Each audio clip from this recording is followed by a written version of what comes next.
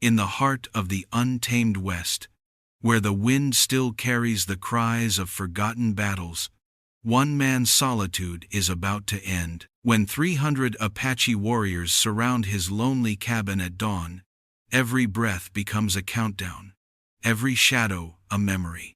But among the painted faces and drawn rifles, one gaze refuses to turn away the gaze of the chief's daughter, and in her eyes lies a secret that could change everything. Before we begin the story, tell me where you are, and what time it is where you are. Part 1. The Dawn of Reckoning. The whisper of dawn over the Whisperwind Frontier carried no promise of peace that morning. It came still and strange, heavy as judgment. Silas Blackwood stirred from a restless sleep, his body attuned to every noise that belonged and didn't belong to the wilderness. But this silence was different. Not the calm before sunrise, not the hush of wind through pine. It was full of presence, of breath. Then he herded horses, dozens of them, hundreds, maybe, the faint rhythmic snort and shifting weight of animals surrounding him in a tightening circle. He rose quietly from his bed, boots touching the wooden floorboards with care. His hand reached for the rifle beside the door, but something deeper, some instinct he'd learned from years of surviving the untamed, told him to look first. Through a narrow crack in the rough cabin wall, he saw what no man ever wished to see. The clearing outside was alive, with warriors, 300 Apache riders, arrayed in perfect silence. The early light caught the glint of their painted faces, the burnished curve of their rifles and spears. Feathers, beads, and leather caught the wind in a slow dance of warning. It wasn't chaos, it was ceremony, judgment, drawn in human form. And at the heart of that storm of color and silence sat Chief Red Hawk, a tall man, silver streaking through black hair tied with eagle feathers, his bearing unshaken, his eyes fixed on the cabin. Authority radiated from him like heat off desert rock. Beside him, mounted on a dark mare, was a woman.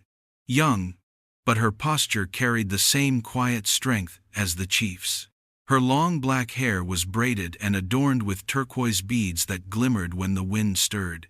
Her expression was unreadable until her gaze found the crack in the wall.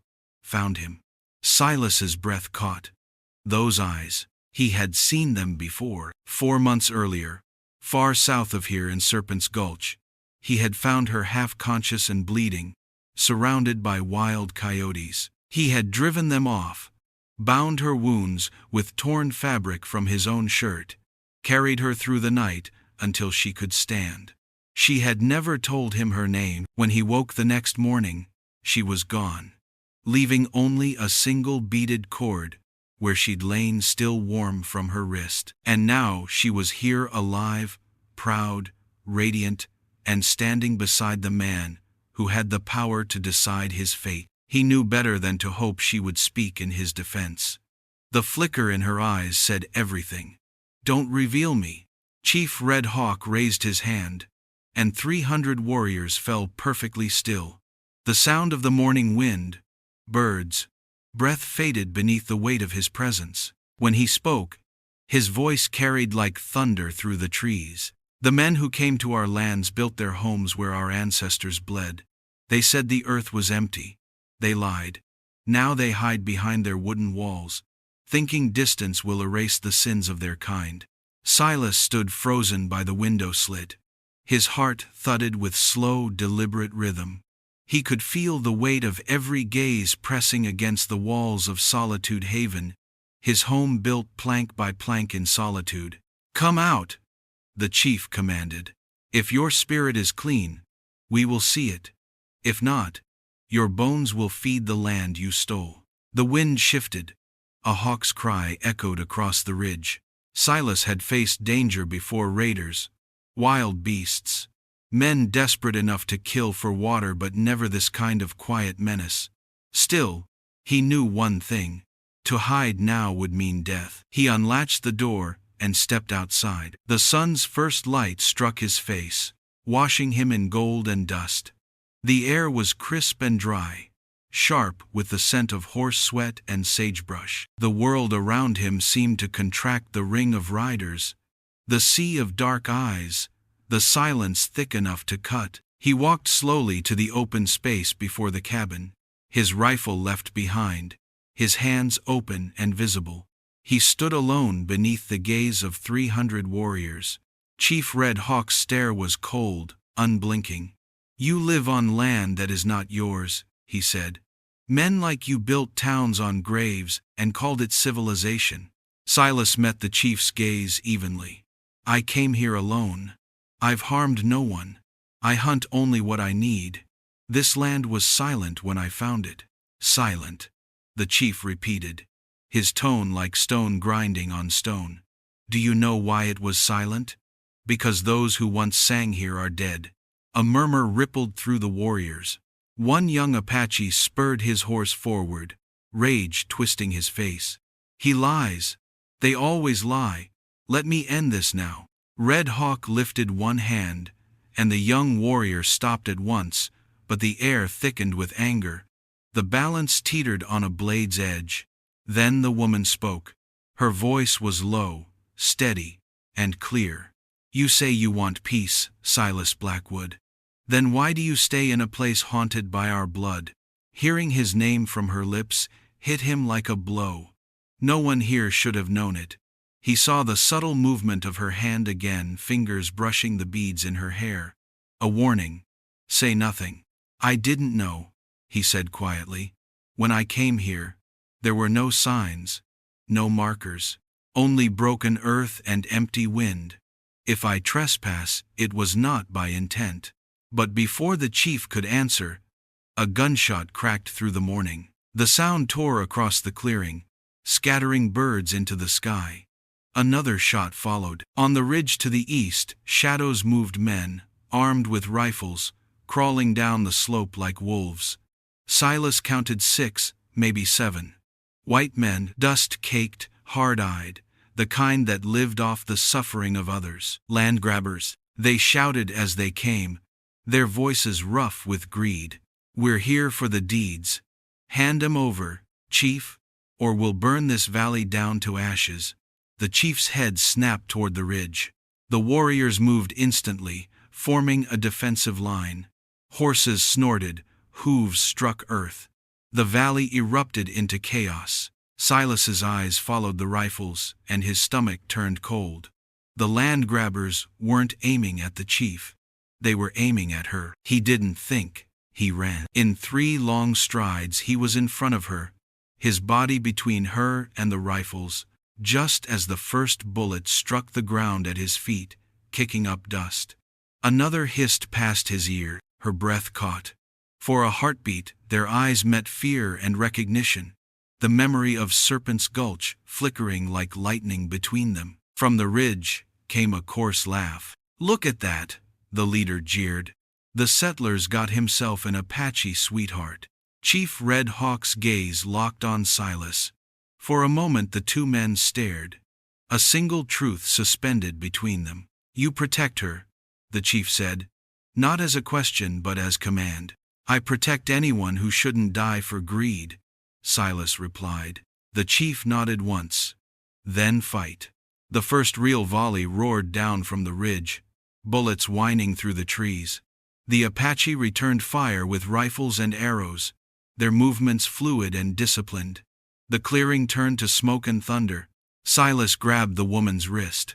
"This way!" She didn't resist. "The riverbed!" she shouted. "Behind the cabin!" They ran together, crouched low as splinters, and dirt exploded around them. Bullets punched holes in the walls of Solitude Haven, the cabin shaking like a wounded beast. Silas fired back once, twice, dropping one man on the slope. He reloaded by instinct, hands steady despite the chaos. Years of frontier living had honed him into a weapon. "Where are the deeds?" he shouted. "My father's horse," she gasped. "The brown pouch with red stitching." He turned, scanning the battlefield. The chief's horse reared near the center, arrows sprouting from the ground around it. The pouch hung from its saddle, swinging like a target. I'll get it. You'll be killed, maybe, but not before I finish what I started. He ran before she could stop him, sprinting through the haze. Gunfire followed. A bullet grazed his sleeve. Another shattered a rock beside him. He dove, grabbed the pouch, and turned just as the chief appeared beside him, rifle raised. You risk your life for papers you can't even read. Red Hawk growled, firing into the ridge. I risk it because it's right, Silas said, panting. The chief fired again, dropping another attacker. For an instant, their eyes met not as enemies, but as men fighting for the same thing. When the smoke cleared, 3 land grabbers lay dead. The others fled into the rocks, dragging their wounded. The battle was over almost before it began, but the silence that followed was heavy with meaning. Chief Red Hawk stood among his warriors, surveying the scene. He looked at the bodies, the spent shells glinting in the dust, then at Silas standing beside his daughter, the pouch still clutched in his hand. She told me, the chief said slowly, his voice low enough that only Silas could hear. When she came home wounded, she said a man with no tribe saved her life. I didn't believe her, but I saw you move today without thought, without gain. Now I know. Silas didn't answer. There was nothing to say. The chief nodded once. We will speak again. When the blood is buried, it's some Sejo. He turned and walked toward the fallen warriors, calling orders to his men. Elara, he knew her name now. Hearing it whispered by those tending the wounded lingered. Dust clung to her face, her braid undone by the wind. She looked at him for a long, searching moment. You shouldn't have done that, she said softly. I couldn't help it. Her eyes softened, just for a breath. Then you've just changed everything. She turned and followed her father into the camp. Silas watched her go, the weight of what had just happened settling over him like the dust on his coat. He looked at the bullet holes in his cabin, the broken ground, the bodies being carried away. The sun rose higher, casting long shadows across the clearing, and for the first time in years, he felt something he hadn't known he still could connection. He had lived as a ghost among these hills, content to vanish into the quiet. But now the quiet was gone, replaced by the heartbeat of a people who had every reason to hate him, and by the gaze of one woman who, somehow, didn't. Above him, a hawk circled, its cry echoing through the morning haze. The land was watching. The reckoning had begun. Part 2. The Price of Reckoning. The smoke still hung over Solitude Haven long after the echoes of battle had died. The air smelled of gunpowder and sage, a strange bitter mix of life and death. The sun had climbed higher now, burning through the haze, laying bare the aftermath. Silas Blackwood stood in the clearing with his rifle lowered, his arm streaked with dust and blood. Around him, Apache warriors moved quietly, gathering the wounded, murmuring prayers over their fallen. There was no celebration, no cry of victory, only the solemn rhythm of survival. Chief Red Hawk walked among them, his face carved from granite. When his eyes met Silas's, there was neither hatred nor warmth, only a measuring silence. He studied the man who had fought beside his daughter, who had risked everything for a people not his own. Then he turned away, speaking low in his native tongue to 2 elders nearby. Elara moved between the wounded with calm precision. Her hands, though stained with blood, trembled only once when she looked up and saw Silas standing alone, watching. Their eyes met across the clearing. For a heartbeat, the noise of the world faded. Then she looked away and returned to her work. Silas knew that look. It was gratitude laced with conflict, a question without words. Why did you do it? He had no answer that would make sense. Chief Red Hawk approached him at last, rifle slung across his back. You fought bravely, the chief said, but bravery alone does not make a man innocent. I never claimed to be, Silas replied, voice steady. The chief's eyes narrowed slightly. as if testing the truth of that statement. You risked your life for my daughter. You fought when you could have run. Tell me why? Silas hesitated, then answered simply, because it was the right thing to do. Red Hawk studied him a moment longer, then nodded once, curtly. The right thing, he repeated. We will see what that means when the day is done. That's Derevens. He was a great maul. He turned away, leaving Silas standing in the shadow of his shattered cabin. By afternoon, the sun was merciless. The Apache had buried their dead on a hill overlooking the river, marking each grave with a carved stone. Silas helped without being asked. No one spoke to him directly, but no one stopped him either. He carried stones, fetched water, and stood beside the graves as the final prayers were whispered in a language older than the hills. When it was over, the tribe began to break camp. Some would return to their main village to report the attack. Others, under the chief's command, stayed to guard the valley. Red Hawk had decided they would remain near Solitude Haven for now. This place, the chief said, would be where they made their stand when the land grabbers returned. For Silas, that meant his quiet exile was gone for good. His cabin had become a fortress, and his life was now woven into theirs, whether he liked it or not. That evening, when the last of the fires burned low, Elara came to him. She was still wearing the same beaded cord he remembered from Serpent's Gulch, though now it was stained dark from battle. She moved with the silent grace of someone raised by the land itself. You should rest, she said softly. I've rested enough, he replied, sitting on the cabin's broken step. Does your father trust me yet? Her gaze drifted to the ridge where the sun was dying. He trusts what he sees, not what he feels. Silas gave a half-smile. Then I suppose I'll have to keep giving him something to look at. She didn't smile back.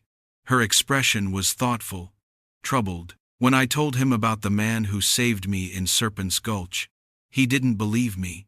He thought I was confused from fever. He said no settler would risk his life for an Apache woman. And now? Now he's not sure what to believe. That's more dangerous. Silas leaned forward, elbows on his knees. He said something earlier about a price to be paid. What did he mean? Elara hesitated. In our way, debts are sacred.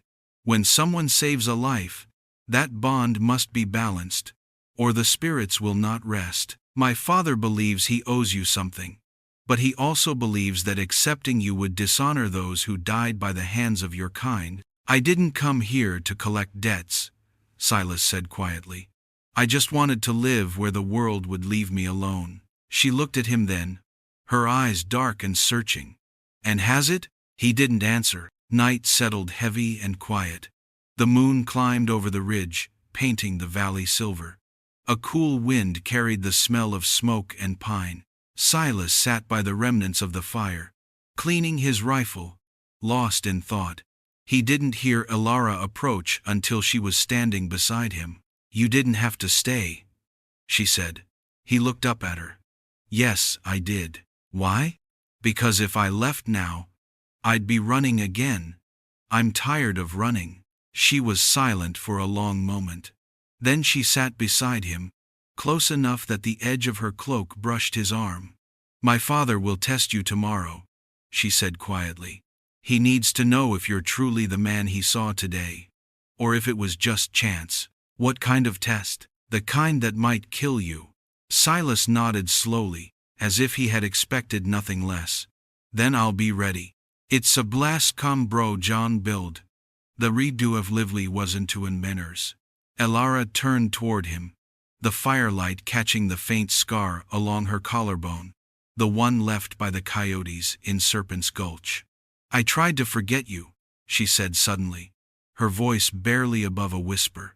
After that night, I told myself it was only a story, that you were a ghost who passed through my life for a reason I'd never understand. But when I saw you again today, it felt like the earth had decided the story wasn't finished. Silas's throat tightened. Maybe it wasn't. Their eyes met, and the air between them grew still. He could see the reflection of the fire dancing in her pupils, the shimmer of something that might have been fear or longing. But she looked away first. "Go inside," she said softly. "Tomorrow will be harder than today." When she left, Silas sat for a long time staring at the embers. The night pressed close around him, thick with silence, and the faint echo of drums from the Apache camp beyond the trees. He didn't know what tomorrow would bring, but one thing was certain: he wasn't alone anymore, and that terrified him more than anything. At dawn, Chief Red Hawk summoned him. The chief stood near the edge of the clearing, the valley stretching wide behind him. The air was crisp, the light sharp and clear. His warriors were gathered in a loose semicircle, watching. "My daughter says you wish to stay," the chief said. Silas nodded once. "If you'll have me." Red Hawk's expression didn't change. "I did not say you could stay. I said you could prove you belong." He handed Silas a bow, long, heavy, carved from yew. "No guns. Today you hunt our way." Silas took it, the weight unfamiliar in his hands. Red Hawk gestured toward the east. "There is a ridge beyond the river. Our scouts saw a mountain lion there last night. It has been hunting our horses. You will track it, alone. Bring back its hide, or don't come back at all." Silas met the chief's gaze. There was no hatred there, only a cold fairness. A test, just as Alara had warned. He slung the bow over his shoulder and turned toward the trees. Alara stood a few paces behind her father, her face unreadable. As Silas passed, she caught his hand briefly, just for a heartbeat. "The lion hunts by the cliffs," she whispered. "Follow the sound of crows. They always find what bleeds." He nodded, then walked into the forest. The wilderness closed around him. The ground was damp from morning dew, the air alive with the hum of unseen insects. He moved carefully, scanning for tracks, broken branches, paw prints in the soft soil. By midday he found them. Deep, wide impressions near the riverbank. The lion was big male, heavy, and close. He followed the trail up the slope, the bow gripped tight in his hand. Twice he thought he heard movement, but each time it was only the wind in the grass. Sweat ran down his back despite the cool air. Then he saw it. The lion crouched in the shadow of a rock, tawny hide blending with the earth, eyes golden and fixed on him. It was magnificent, terrible. For a long moment, neither moved. Silas raised the bow, drew the string back, and fired. The arrow struck true, sinking deep into the beast's chest. It roared, lunged forward, claws raking the air. Silas dove aside, rolling in the dirt. The lion stumbled, staggered, and fell. When it was over, Silas stood panting, staring at the still form. He knelt, resting a hand on the animal's mane. "I'm sorry," he whispered. He skinned it carefully, as he'd seen hunters do, wrapping the hide in cloth before heading back toward camp. By the time he returned, the sun was dipping low, staining the world in blood and gold. The Apache were waiting. Red Hawk stood at the center, arms folded. Silas laid the lion's hide at his feet. The chief looked down, then up again, eyes unreadable. "You tracked alone," Red Hawk said. "You fought fair. You did not waste. You brought back what you took. That is our way." He turned to his warriors. "Remember this. A man's blood may speak one language, but his heart can learn another." A murmur of approval moved through the crowd. The young warrior who had demanded Silas's death the day before said nothing now. Alara stepped forward, a faint smile touching her lips. "You passed." "Did I?" Silas asked. She nodded. "For today." The chief motioned to him. "You will stay. For now, when the land grabbers return, and they will, you will fight with us. And then, we will see what the earth decides." Silas bowed his head slightly. "Then I'll be ready." That night, under the vast canopy of stars, the Apache lit their fires and sang low songs of mourning and endurance. Silas sat apart, on the steps of his half-ruined cabin, staring into the flames. Elara joined him once more, carrying 2 tin cups of water. She handed him one.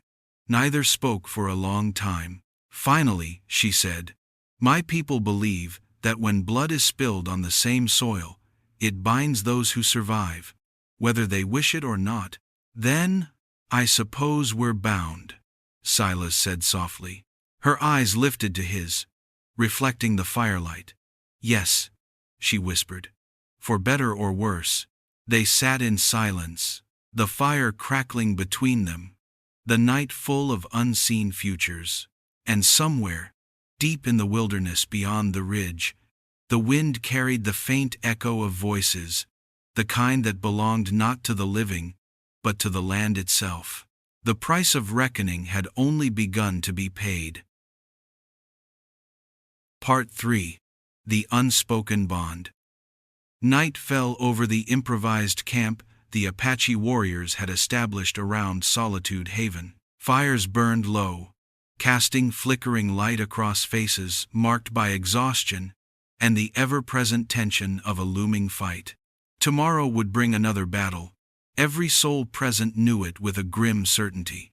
The land grabbers, ruthless and tenacious, would not abandon their greedy quest after a single failed attempt. Silas Blackwood sat near the edge of the camp, methodically checking his rifle, ensuring every component was ready for the dawn. He had known combat before, faced down armed men in the raw, unforgiving wilderness, but never for stakes that felt this profoundly important. Never alongside people who harbored more reasons to mistrust him than to accept him into their ranks. Elara approached quietly, her footsteps barely audible against the dry earth, a ghost in the deepening shadows. She sat beside him without a spoken invitation, close enough that their shoulders almost brushed in the flickering firelight. For a long while, neither of them spoke.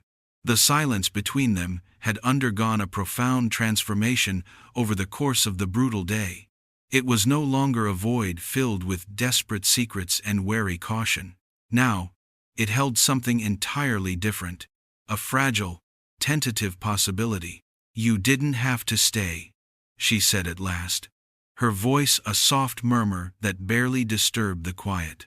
"Yes, I did," Silas replied, his gaze fixed on the rifle in his hands, but his awareness acutely centered on her. She turned to him then, the firelight catching the sharp angles of her face, illuminating the vulnerability in her eyes. "Why? You could start over somewhere else. Somewhere safer. Somewhere without any of this. Somewhere the shadows of the past don't cling to every tree and every rock." Silas carefully set the rifle down, the cold steel clicking softly against the earth. He met her eyes, holding her gaze with unwavering intensity. "Because running doesn't change anything, Elara.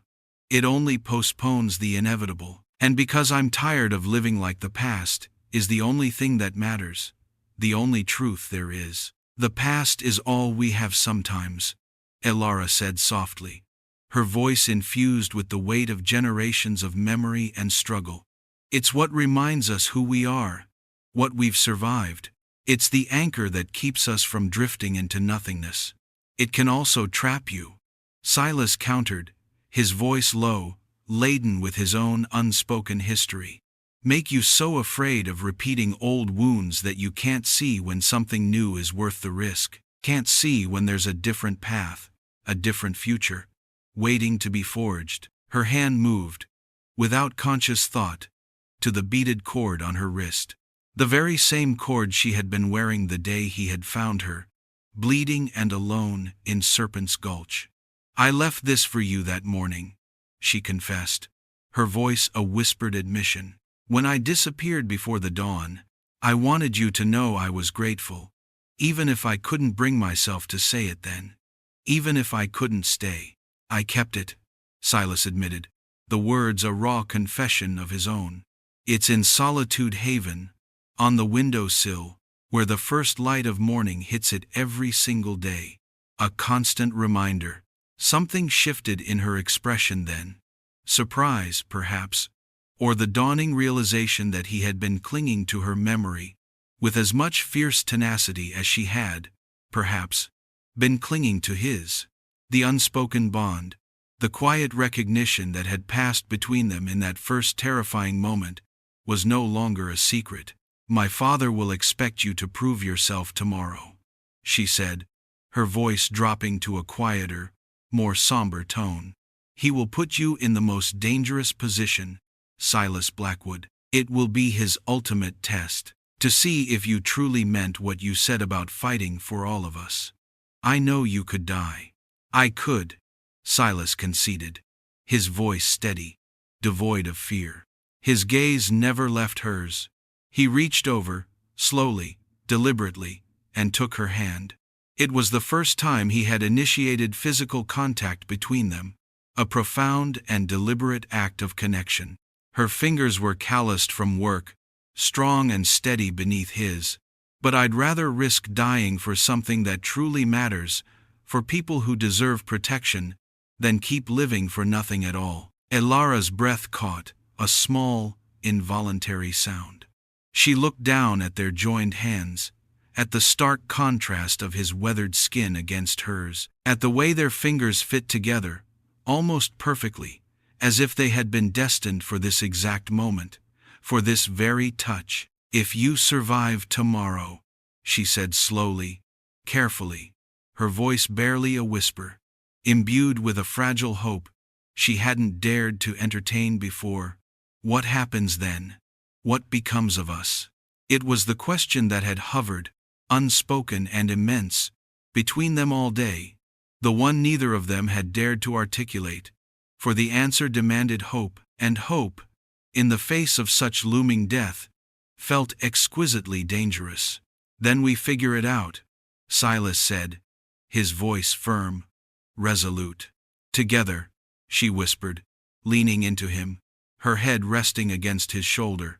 Her hand remained clasped in his, a testament to the new, fragile connection. It wasn't a kiss, wasn't a solemn vow or a promise spoken aloud, but it was an acknowledgement, an undeniable truth that whatever existed between them, whatever powerful current flowed between their souls, was real enough to fight for. It was real enough to rebuild a life upon. Across the camp, one of the Apache warriors suddenly called out a warning, his voice sharp and urgent, slicing through the brief, fragile peace. Horses in the distance, too many to be mere strays. The land grabbers were regrouping, bringing reinforcements. The battle everyone had been preparing for, the one that would determine the fate of Chief Red Hawk's people, and of Silas Blackwood, was about to begin. And this time, there would be no possibility of retreat, no turning back. The land grabbers came at dawn, a formidable force of 15 men, armed with more rifles, their numbers bolstered, their confidence absolute. They came believing that brute force and sheer numbers would guarantee their victory. They were gravely mistaken. Chief Red Hawk had positioned his 300 Apache warriors in a crescent formation around Solitude Haven, a strategic masterpiece. He had meticulously used the challenging terrain to his advantage, forcing the attackers into a narrow approach where their numerical superiority became a perilous disadvantage.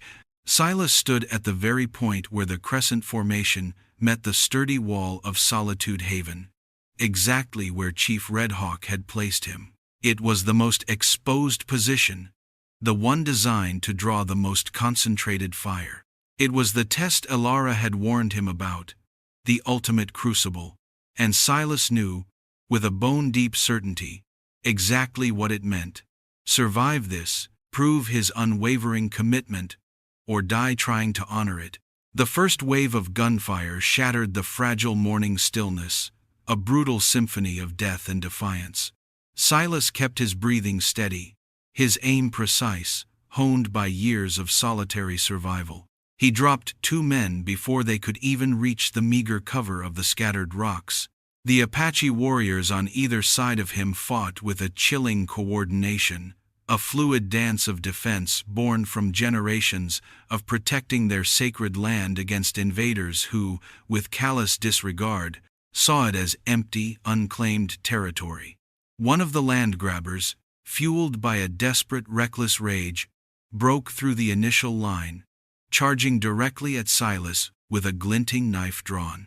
Silas sidestepped the frenzied attack, expertly using the man's own momentum against him, sending him sprawling into the hard, unforgiving dirt. Before the man could even begin to recover, one of the younger Apache warriors was there, a blur of motion, disarming him with an efficiency that spoke of countless similar brutal encounters. The battle for Solitude Haven lasted less than an hour. When it ended, the land grabbers who had survived the relentless onslaught were in full retreat, vanishing into the distant, treacherous hills, leaving behind their fallen comrades, their abandoned weapons, and their shattered illusions of victory. Chief Red Hawk's people had won, not merely this brutal fight, but the undeniable right to keep their sacred land, to hold on to the precious documents that irrefutably proved their ancestral ownership. Silas slowly lowered his rifle, his hands trembling from the lingering adrenaline and the profound exhaustion that settled deep into his bones. Blood ran down his left arm where a stray bullet had grazed him, a shallow wound, easily bandaged.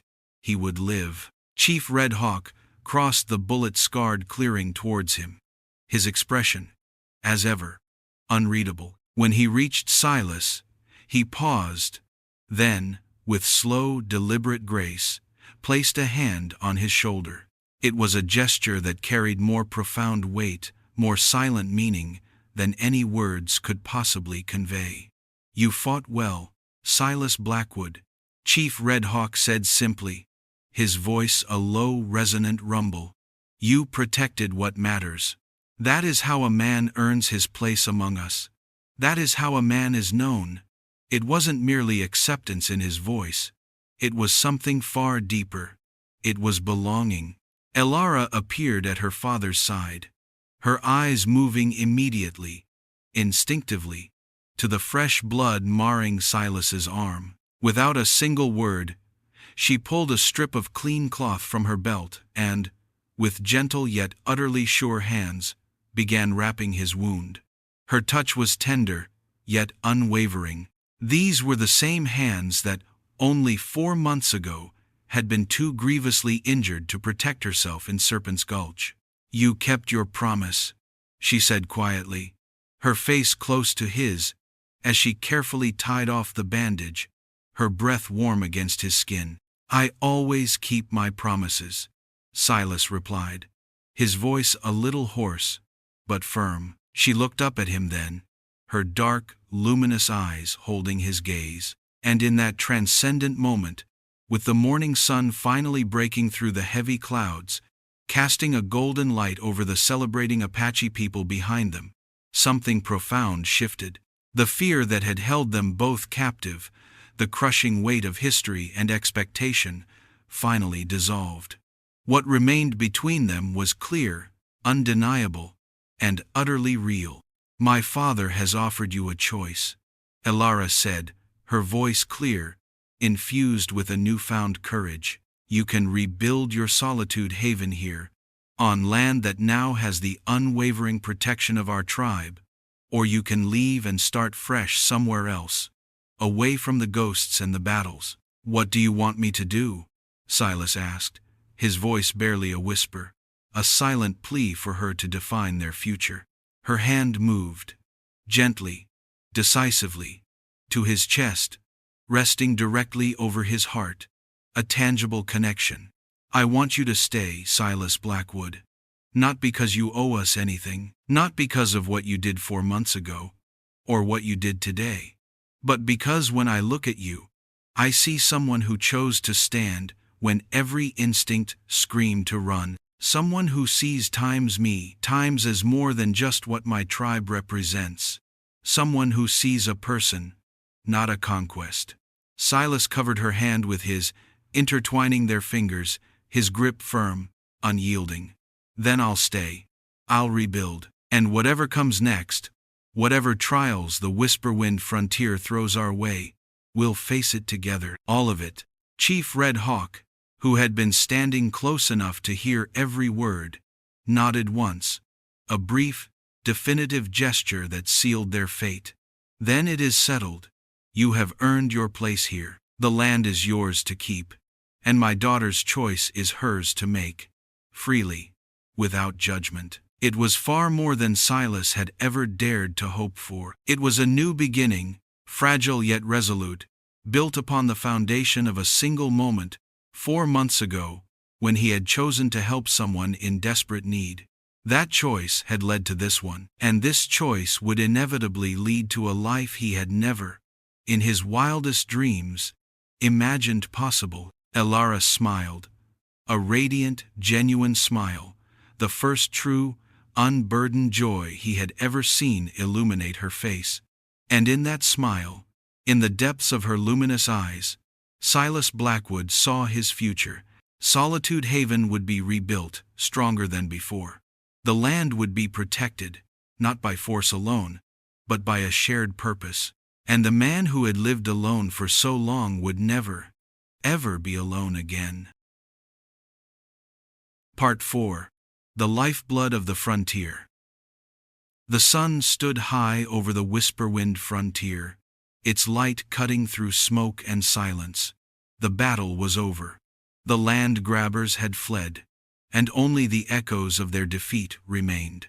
Around Solitude Haven, broken rifles, shattered arrows, and dark stains in the dust marked where lives had ended. The Apache moved quietly among the fallen. They carried their dead with reverence, their movements steady, grief hidden behind composure. The songs they murmured were low and ancient, mourning and pride interwoven into one long, unbroken breath. 3 warriors had fallen that morning, their faces turned to the sky, their names already becoming legend. Silas Blackwood stood apart, his arm wrapped in a fresh white bandage, pain radiating from the wound but not commanding his attention. He watched the Apache honor their dead and felt something shift inside him, respect first, then belonging. He had lived his life apart from the world, believing distance could shield him from its cruelty. Yet here, among these people who bore loss with such quiet strength, he felt something he'd never known before, the gravity of shared purpose. Elara approached from the shadows of the cabin wall. Her face still carried traces of battle dust on her cheek, a cut along her temple, but her eyes held light again, a calm born of survival. She carried a small beaded pouch and pressed it into his hands. "My father sent this," she said softly, "for your wound." Silas opened it, finding dried herbs and leather strips scented faintly of cedar. "Tell him, thank you. He saw you fight," she said. "He saw you stand where others would have fled. It means something, Silas Blackwood, more than you know." He met her gaze. "What does it mean?" Elara looked toward her father, speaking quietly with the elders near the graves. "It means the old walls are cracking, the ones we built to keep out pain and trust." She turned back, her eyes luminous. "Maybe it means the future doesn't have to echo the past." The first expecting 9. The Destir you have so ac. Days passed, and the sound of rebuilding replaced the echoes of gunfire. The Apache who had once encircled Silas's cabin now worked beside him. They repaired bullet-scarred logs, raised new timbers, and dug fresh wells. The rhythm of their labor became the heartbeat of the frontier. Silas learned their methods quickly, how to fit logs tighter, how to use sap and ash to seal cracks against rain. In return, he shared what he knew of the land, the paths that curved unseen through the hills, the shifts of wind that warned of storms, the best routes for scouting parties. Sometimes, he worked beside Chief Red Hawk himself. Words were few between them, but the silence that had once been suspicion now felt like trust slowly forming. Sweat and effort had a way of erasing barriers faster than speeches ever could. When the chief glanced at him now, It was not with judgment, but quiet assessment, as if the man who had once been an intruder was being carefully written into the tribe's story. Elara became the bridge between their worlds. She moved constantly, tending the wounded, gathering herbs, organizing food, teaching the younger warriors how to track without leaving a trail. At dusk, she would sit near the communal fires, her voice carrying in the orange glow as she explained hunting routes or the meaning of the stars. Silas often found his eyes drawn to her not out of longing at first, but admiration. She carried authority not by command, but by presence. He learned her name's meaning, Elara, earth, in her tongue, and realized how fitting it was. She was the stillness that anchored the storm. One evening, as the stars gathered thick above the valley, Silas sat alone on the new porch of Solitude Haven, the smell of pine and smoke still fresh in the air. The firelight flickered across the rebuilt walls. He heard footsteps behind him. "You look troubled," Elara said. "Just thinking," he replied, "about how fast everything's changed, and what comes next." She sat beside him, close enough for their shoulders to touch. "The land grabbers will come again," she said simply. "My father believes they'll bring more men, more weapons. They'll return for what they think they lost. Then we'll be ready," Silas said. His tone was steady, final. "It won't be easy."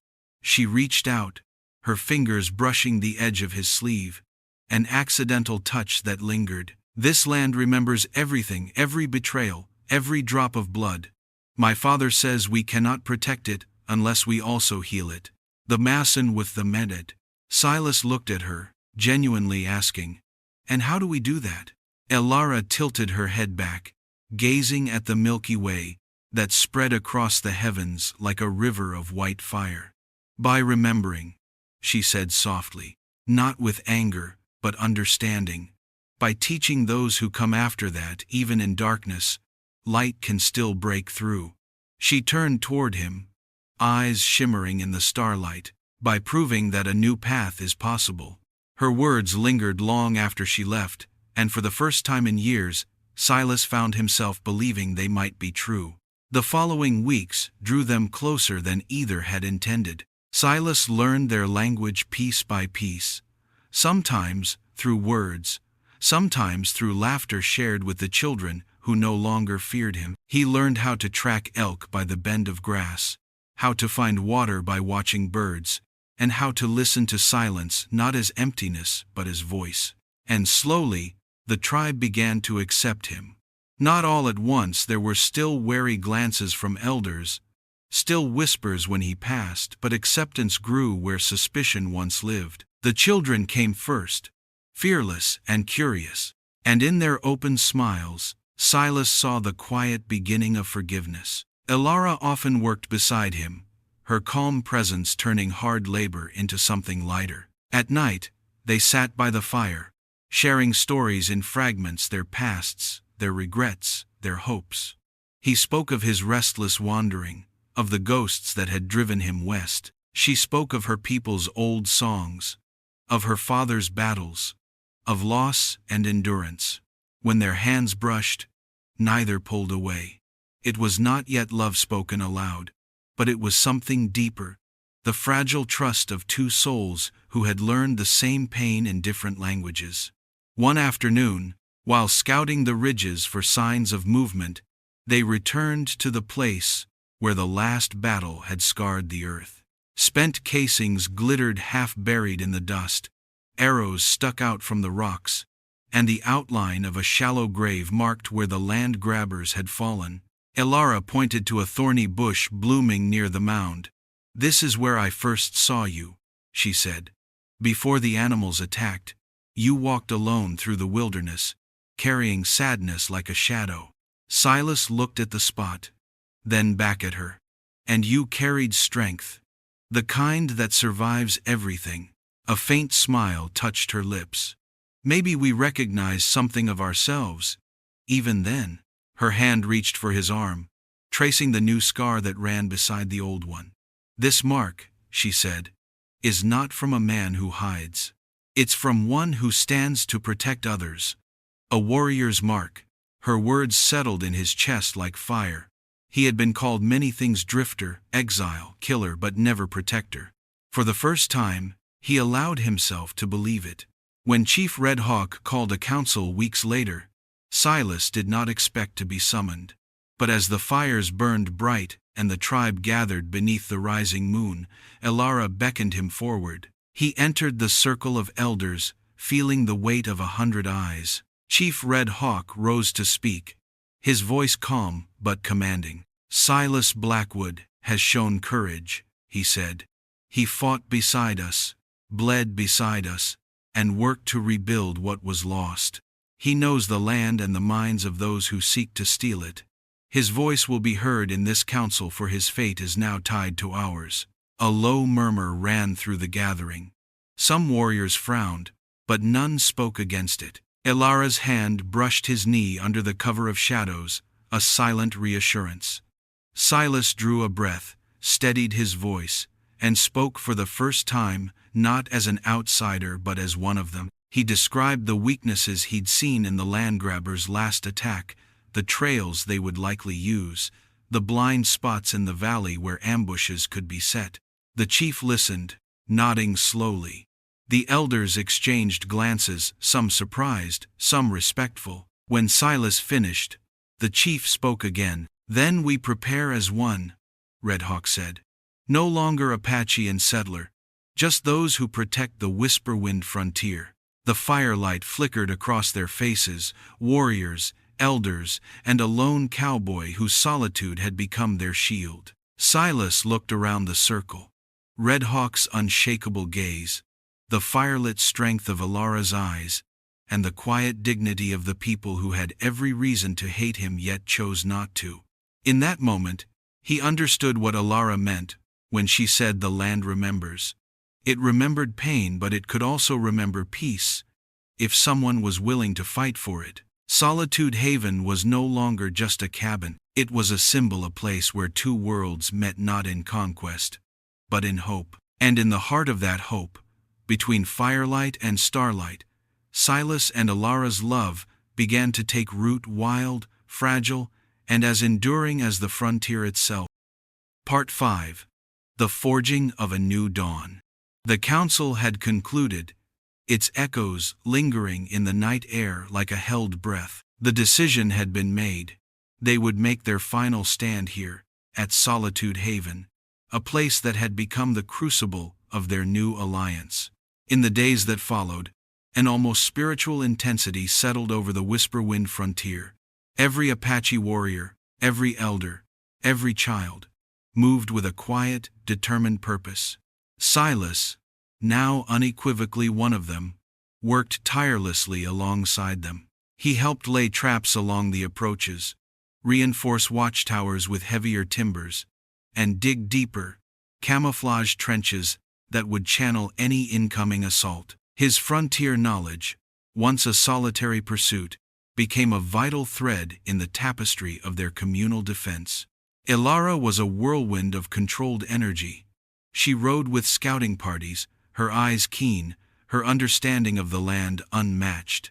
She organized food stores, ensured the wounded from the first skirmish were cared for, and taught younger warriors how to identify the subtle signs of intruders. In the fleeting hours of evening, before the sun dipped below the rugged peaks, she would often find Silas by the newly reinforced cabin wall, sketching out defensive perimeters in the dust, his brow furrowed with concentration. Their conversations became a seamless blend of tactical planning and unspoken hopes. "They will come from the South Ridge," Elara stated one evening, tracing a line on Silas's dust map with her finger. Their campfires were larger this time. Many more men. Silas nodded, his gaze hardening. "And hungrier. Desperate men are the most dangerous." He looked at her then, the firelight catching the determined glint in her eyes. "Are you ready?" "We have always been ready, Silas Blackwood," she replied, her voice firm, unwavering.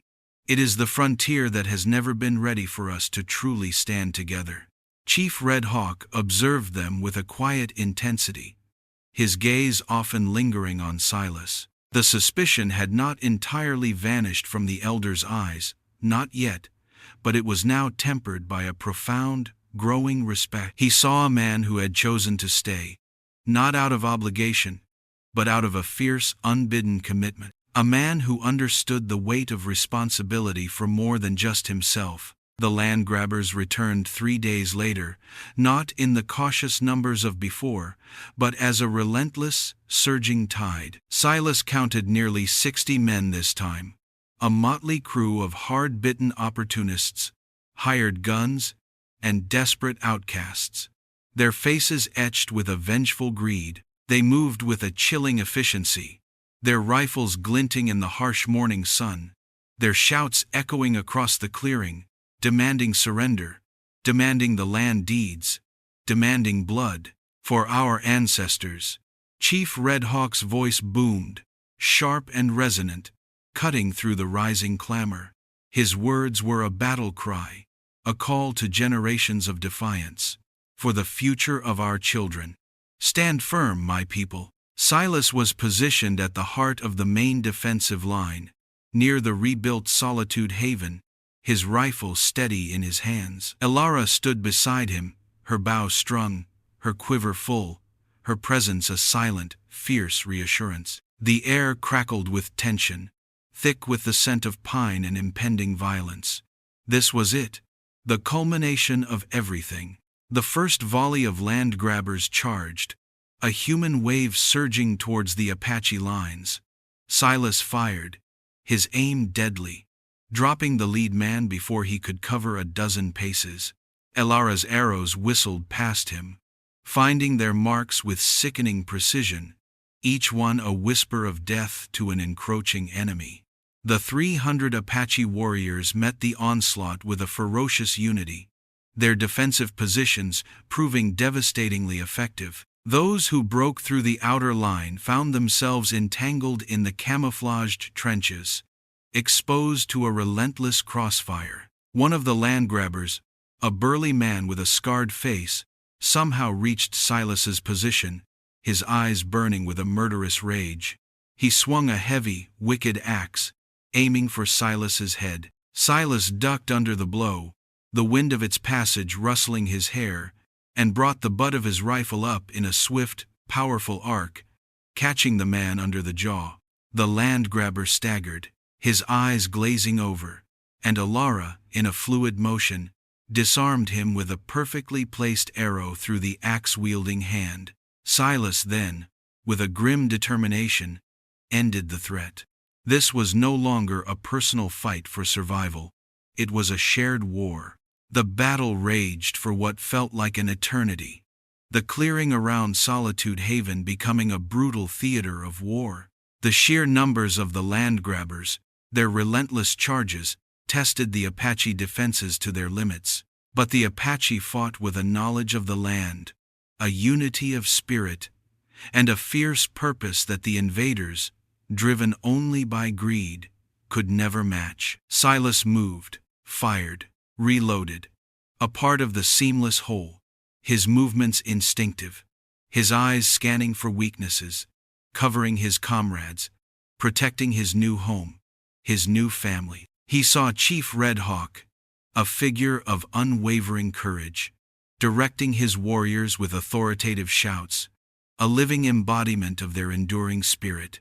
He saw Elara, a warrior queen, her arrows a deadly dance, her movements graceful even in the chaos. Slowly, agonizingly, the tide began to turn. The land grabbers' relentless assault faltered. Their numbers dwindled, their shouts of aggression replaced by cries of pain and fear. The combined strategy, forged in the council, was breaking them. Silas, spotting a momentary lapse in their defensive formation, called out to Chief Red Hawk, pointing to an exposed flank. The chief, without hesitation, nodded, and a contingent of Apache warriors, moving with predatory speed, surged forward, exploiting the weakness. It was the decisive blow. The remaining land grabbers, their morale shattered, broke ranks and fled, melting back into the treacherous hills from which they had come. leaving behind a trail of abandoned weapons and their dead. This time, there would be no regrouping, no return. Their ambition had been crushed, their greed met with an unyielding wall of unified resistance. The threat was broken, the Whisperwind Frontier was safe. Silence descended once more, but this time it was different.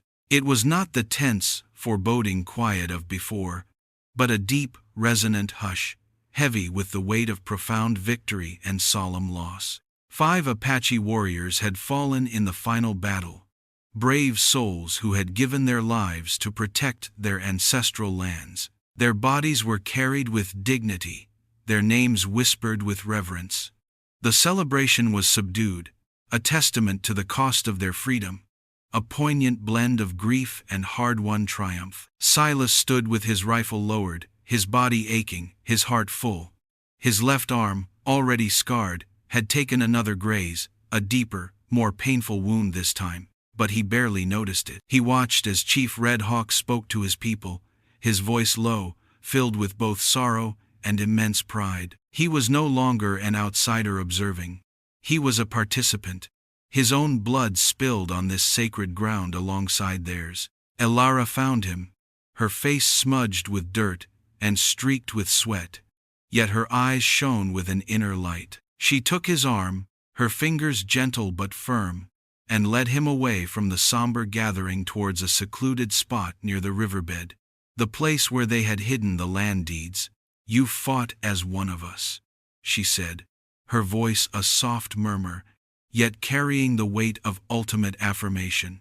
With the ferocity of a wolf protecting its den, with the wisdom of an elder protecting his people, she looked at his arm, at the fresh wound, then pulled a small pouch from her belt. "This will help," she whispered, carefully applying a poultice of herbs. "This is our victory, Elara," Silas said, his gaze fixed on hers. "All of us, together."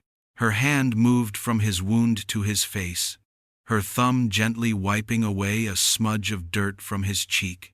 "Yes," she whispered, her eyes luminous. "Together, just as you said." She leaned in then, her forehead pressing against his, a profound intimacy that spoke volumes without a single word.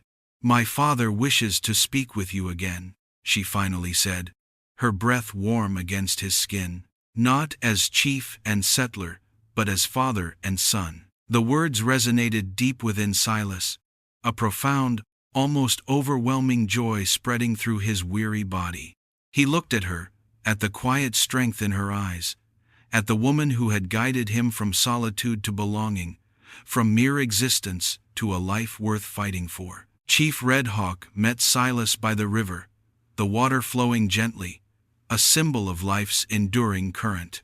The chief's expression was open now, devoid of the ancient mistrust that had once veiled his features. He gestured to the surrounding land, to the mountains that scraped the sky, to the whisperwind grasses that danced in the breeze. "This land is sacred," Chief Red Hawk began, his voice deep and resonant.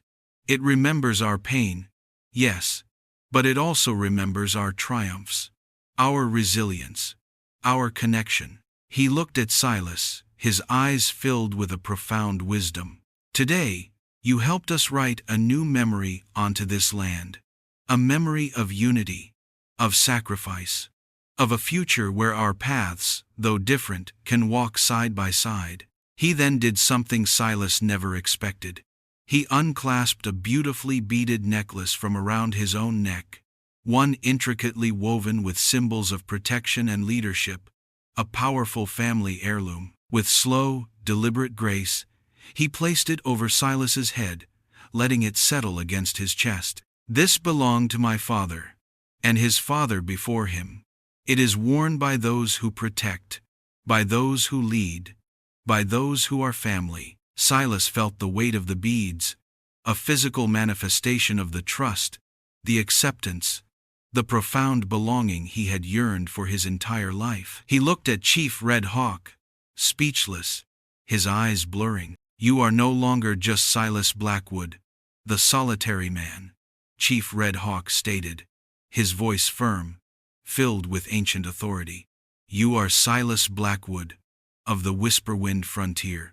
You are one of us, and you are my son, in spirit. Later that evening, under a sky ablaze with 1,000,000 stars, a quiet ceremony was held. Not a traditional wedding, but an acknowledgement, a blessing. Silas and Alara stood hand in hand, facing Chief Red Hawk, surrounded by the elders and the warriors, their faces illuminated by the soft glow of the communal fires. Chief Red Hawk spoke of the new path, of two rivers merging, of a future forged in shared struggle and mutual respect. He spoke of Alara's strength, of Silas's courage, and of the powerful bond that had broken through the barriers of generations of mistrust. Alara, her voice clear and strong, pledged to build a future rooted in both the wisdom of her ancestors and the new possibilities that Silas represented. Silas, his voice thick with emotion, promised to honor her people,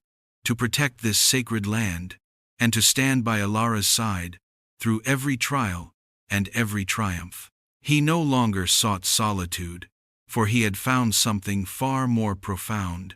He had found a community, a purpose, and a love as wild and untamed as the frontier itself. Solitude Haven, his cabin, now stood as a living symbol of this new beginning, a place where two worlds had converged, not in conflict, but in the promise of a shared future. It was a beacon of hope in the heart of the Whisperwind Frontier, a testament to the undeniable truth that even in a land haunted by echoes of the past, love and unity could forge a new, enduring dawn. And as the Apache drums began a soft, rhythmic beat, a celebration of life and hope, Silas Blackwood knew that his long, solitary journey had finally brought him home. He looked at Alara, her hand clasped firmly in his, her eyes holding the boundless expanse of their shared future, and understood that some stories, though born in the deepest shadows,